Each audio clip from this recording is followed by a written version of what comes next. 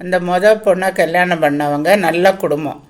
அப்போ இவங்க என்ன சொல்கிறாங்க, இந்த 4 பிள்ளைங்கள படிக்கும்போது அந்த மாப்பிள்ளை என்ன சொல்கிறாரு, சரி நம்மளுக்கு அக்கா தங்கச்சி இல்லை தானே, சரி கட்டின இடத்துல நான் 4 பிள்ளைங்க நம்ம சம்சாரத்தோட பிறந்தவங்க இருக்காங்க, அவங்கள நம்ம எல்லாரும் சேர்ந்து எப்படியாவது படிக்க வைக்கணும் அப்படின்னு ஒவ்வொருத்தராக படிக்க படிக்க நல்ல நல்ல இடமா தேடுறாங்க. தேடி அப்படி ஒவ்வொரு பிள்ளைக்கும் கல்யாணம் பண்ணி வேலை வாங்கி கொடுத்து அப்படி அந்த மாதிரி ஒரு 4 பிள்ளைங்களுக்கும் இவங்க கல்யாணம் பண்ணி அப்போ வர்றவங்க இந்த வீட்டுக்கு வர்றவங்கெல்லாம் அதே மாதிரி சப்போர்ட் பண்ணி ஒவ்வொருத்தராக சேர்ந்து கடைசி வரைக்கும் எல்லா குழந்தையும் ஒரு நல்ல நல்ல இடத்துல கல்யாணம் பண்ணி கொடுக்குறாங்க.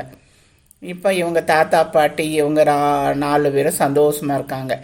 அப்போ இப்படி இருக்கும்போது அந்த ஊர்க்காரங்க, ஐயோ அந்த காலத்தில் நம்ம சொன்னமே 5 பொட்டை பிள்ளைங்கள பெற்று நீ கஷ்டப்படுவேன்னு சொன்னமே, இப்போ நம்மெல்லாம் ஒவ்வொரு குழந்தைய வச்சுட்டு ஒன்றும் பண்ண முடியாமல் அவன் கல்யாணம் பண்ணி வெளியூருக்கு போயிட்டான் விட்டுட்டு, நம்ம எவ்வளோ கஷ்டப்படுறோம். ஆனால் இவங்க 5 குழந்தைங்களையும் பெற்று குடும்பம் ஒத்துமையாக இருந்து எவ்வளோ அழகாக அந்த குழந்தைங்கள வளர்த்தி எவ்வளோ பக்குவமாக வாழ்ந்து வர்றாங்க.